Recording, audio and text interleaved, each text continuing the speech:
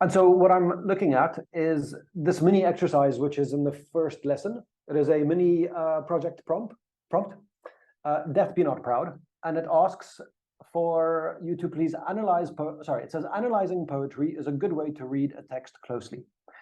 Donne's Death Be Not Proud is a great example. It's short, but packs a lot of meaning in each line. As with philosophical texts, you'll need to read through the text several times to be sure you understand the structure of the argument and how each line contributes to the overall meaning. In a couple hundred words, summarize the structure, the main and supporting arguments, and interpret and explicate claims from John Donne's poem. And so that's what I will do in the next couple of minutes, after which we can turn to the other two texts. So here is the poem. For those of you unfamiliar with it, is everyone generally familiar with the poem, or should we quickly run through the poem? I'm seeing lots of nods, but anyone want to shake their head?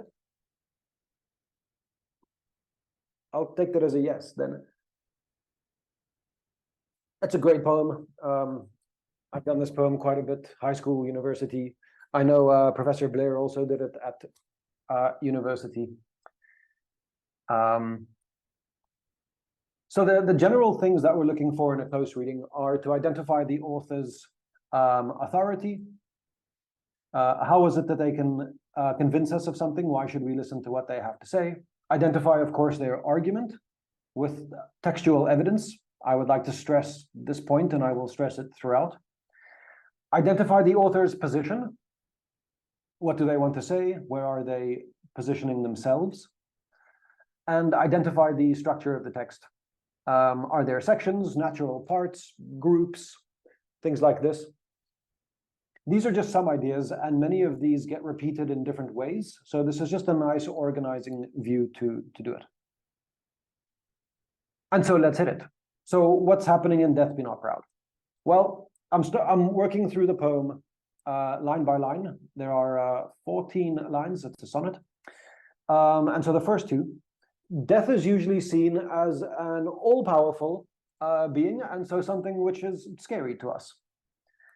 And yet, we know the title, Death Be Not Proud. So we know that this poem is going to reverse this position.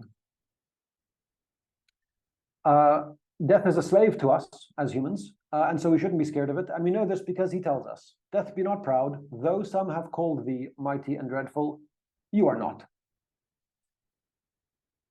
Donne personifies death, right? He's talking to death as if death is a person. And he's talking to death as if death is arrogant and proud and should not be arrogant and proud. We also see from the very beginning, the first two lines, that there's just one speaker who speaks at death. Death never gets a voice to speak back. The speaker speaks as if he's quite or she is quite authoritative. They are simply telling things to death and not giving death a chance to respond. They're not being merciful with death. And so even in this sense, we see that death is powerless in narrative voice because death can't talk back. Death has been silenced simply by the strategic move that the speaker, or in this case, John Donne, the poet, has made. So death is not as powerful as it thinks. Death misunderstands itself. The speaker does not misunderstand death. So here we see the speaker privileges themselves over death, even in the understanding of death. The speaker knows, because the speaker says, those whom thou kill, thinkst thou dost overthrow, die not, death, poor death, nor yet can you kill me. So calling death poor death, he's mocking death a little bit. And he's mocking death probably because death is wrong about itself. He also taunts death a little bit and saying, you can't even kill me. So the speaker comes across as a little bit arrogant. That's quite a gutsy move to mock death and challenge it to kill you. But the speaker feels confident to do this. We know this is a holy sonnet. This is Holy Sonnet 10, if I'm not mistaken. We know it's therefore religious in nature. And so here we can begin to interpret and say that death cannot kill me. Of course, everyone dies. Death and taxes. This is just a fact. But what's really going on? Well, death can't take the soul. He's thinking about the afterlife. He's thinking about the life he will have after death. And so death won't keep him. Death is not scary. It is immediately compared to resting and sleeping. And to sleep, says the speaker, is to have a little view of death, but sleep is good. And so if sleep is a little view of death and sleep is good, then death itself is quite good. In fact, he uses the word pleasure when he speaks about death. So death is not scary, and he says, from rest and sleep, which but thy pictures be, much pleasure then from thee, much more must flow. So he's saying that even more pleasure comes from death if we consider death to be like rest and sleep. Rest and sleep, we will find out soon, does what death does, just better. And so we see an inversion happening. Death is pleasurable, and even more pleasurable compared to the usual idea of death as scary, bad, dangerous, negative, etc. So death is pleasurable, and it's an escape from this dreary life. It's a happy thing, says the speaker. And this is why the best people seem to be the first to die. They get rewarded for being the best people. Death is this wonderful thing. They get the wonderful thing before other people because they deserve it. They get the prize, and they get it sooner. The rest of us have to wait and trudge through a difficult and presumably long life before we get the happiness of death, but the best get it first. So death is not a punishment, it's actually a reward. I quote from Donne, and soonest our best men with thee do go, rest of their bones and soul's delivery. So the idea of rest is repeated from the previous line. We see a repetition there of the imagery, but it is just elaborated upon.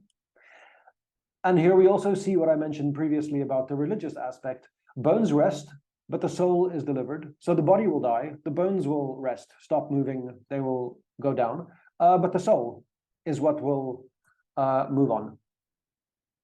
And here, remember in the beginning, he said, nor canst thou kill me.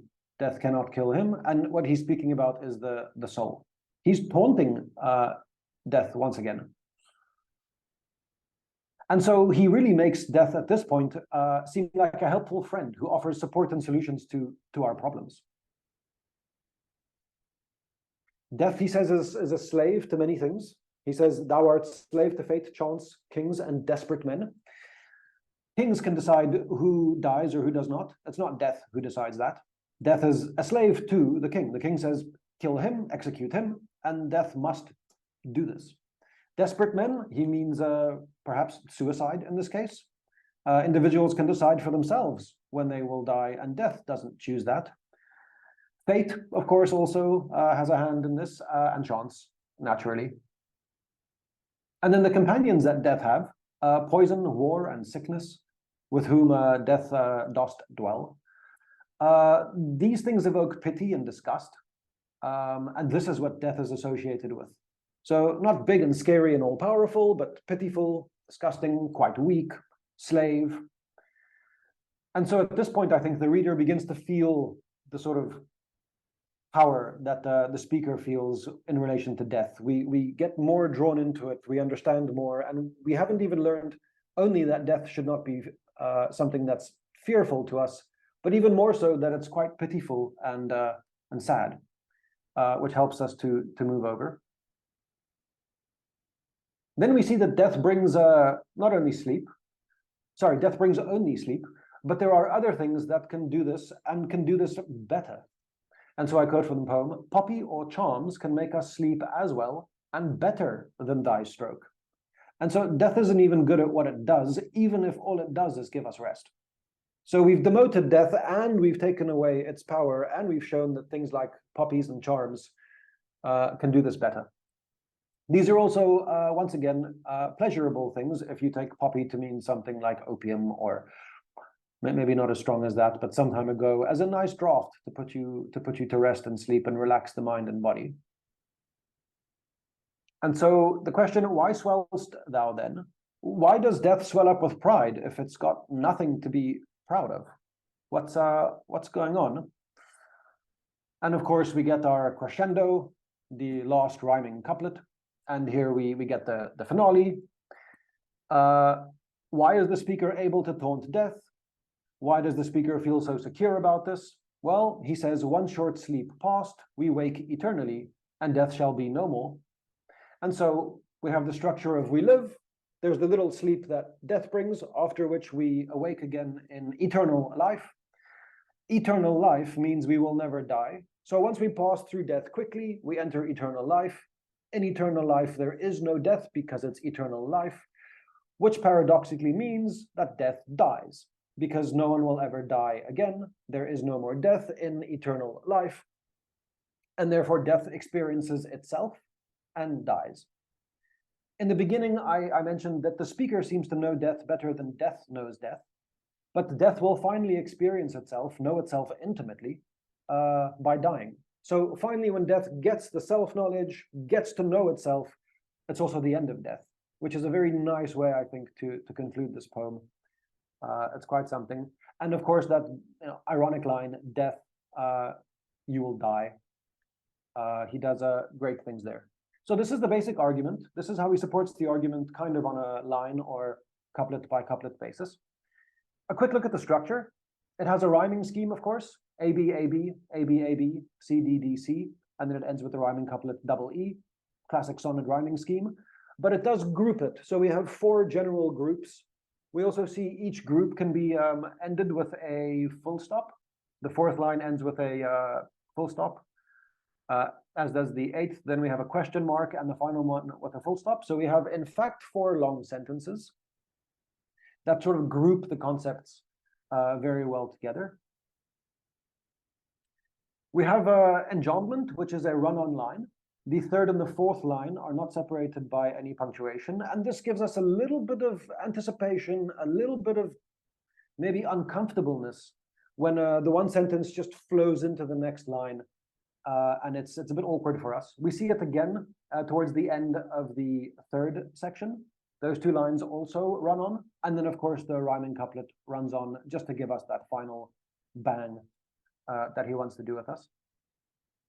A couple other devices that I'll just mention quickly. There's alliteration, of course, going on in the text. There's metaphor in the sense of personification of death, but there's also death being called a person, sorry, and slave. Death is seen as those, so metaphor. Metonymy, one of my favorite devices. Metonymy, when you use something which is in close proximity in space or time or causality to the thing you want to speak about. So when you call the queen, when you refer to her as the crown, she's typically very close to the crown, but she is not the crown. Or you can refer to a ship by calling it an anchor, because an anchor is closely associated to it. There is metonymy happening here. Assonance, the repetition of vowel sounds. The last line is irony, and as I've mentioned, alliteration. I won't go into those for reasons of time. And then we can look at things like the meter, the internal rhythm of what the text is doing. It's a classic sonnet, mostly iambic pentameter, which means that there's an unstressed syllable followed by a stressed. It gives a very nice feel to this. Shakespeare does this. But then as the poem continues, we start to lose this regular meter, and it shuffles up a little bit. He does a lot of things with this on purpose. I won't go into that at all, but it's something which one can pick up when you read the poem aloud. And lastly, then the form. So it's a sonnet.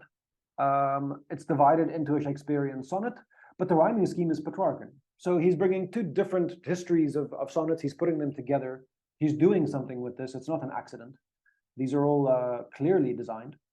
And if you were to write a larger paper on this, then these are the kind of things you would go in, and you would use this to show the argument. For example, as the iambic pentameter gets a bit more sloppy towards the bottom, you could argue that we begin with a very regular argument, and as the argument progresses, it gets a bit more unsettling. He starts to invert a few more concepts, which ultimately is reflected in the non-strict iambic pentameter. You could show that he uses form and meter to deliver his argument in such a way that strengthens the argument.